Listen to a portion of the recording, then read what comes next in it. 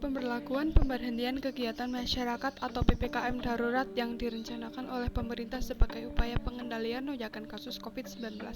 Kebijakan ini kerap kali dilanggar oleh masyarakat perorangan maupun badan usaha. Padahal kebijakan ini telah diatur sedemikian rupa oleh institusi yang berwenang, dan sanksi bagi yang melanggar sudah secara jelas tertuang dalam Instruksi Mendagri atau Inmendagri nomor 16 tahun 2021.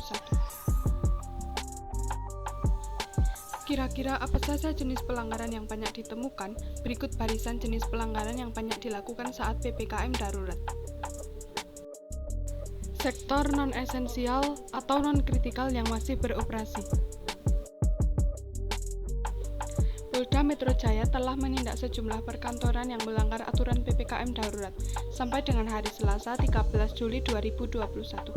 Dilansir dari berbagai sumber, Kabid Humas Polda Metro Jaya Kombes Yusri Yunus menyatakan bahwa pelanggaran yang tercatat secara kumulatif sebanyak 245 kegiatan, yang diantaranya terdapat 120 perkantoran di sektor non-esensial maupun non-kritikal yang ditangkap masih beroperasi. Padahal pemerintah telah mengimbau sektor ini untuk cukup bekerja dari rumah saja, sebagaimana telah diatur dalam Inmendagri bahwa perusahaan yang bergerak di sektor non-esensial wajib menerapkan work from home atau WFH atau bekerja dari rumah 100% terhadap seluruh karyawan. Pada akhirnya, hari Rabu 14 Juli 2021 sebanyak 63 perusahaan dikenakan sanksi sesuai pelanggarannya. Tak tertib patuhi protokol kesehatan. Terdapat banyak pemberian sanksi bagi masyarakat yang tidak disiplin dalam mengenakan masker selama masa PPKM darurat.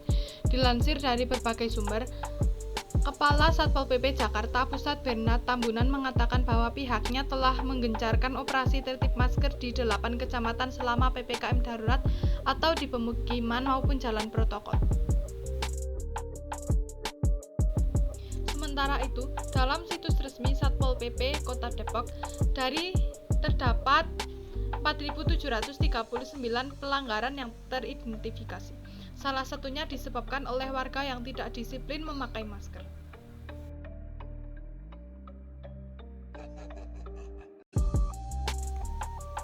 Kerumunan atau kegiatan masyarakat yang melebihi batas-batas ketentuan.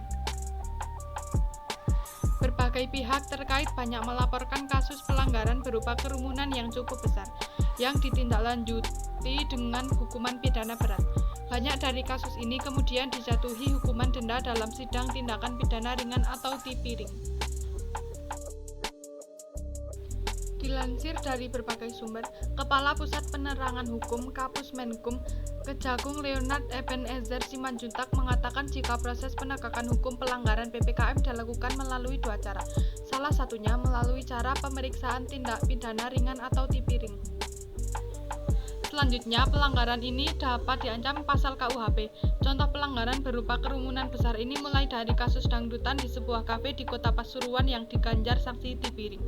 Tempat hiburan karaoke yang masih beroperasi di wilayah Bandung Barat telah disegel, hingga pembubaran pesta pernikahan warga Garut yang melanggar aturan dan dijerat sanksi tipiring. Restoran atau tempat makan yang abaikan peraturan. Masih banyak restoran atau tempat makan yang dikenakan sanksi administratif akibat masih beroperasi yang tidak sesuai dengan aturan PPKM darurat. Berbagai restoran juga diduga berpotensi dikenakan sanksi penutupan sementara hingga pencabutan izin.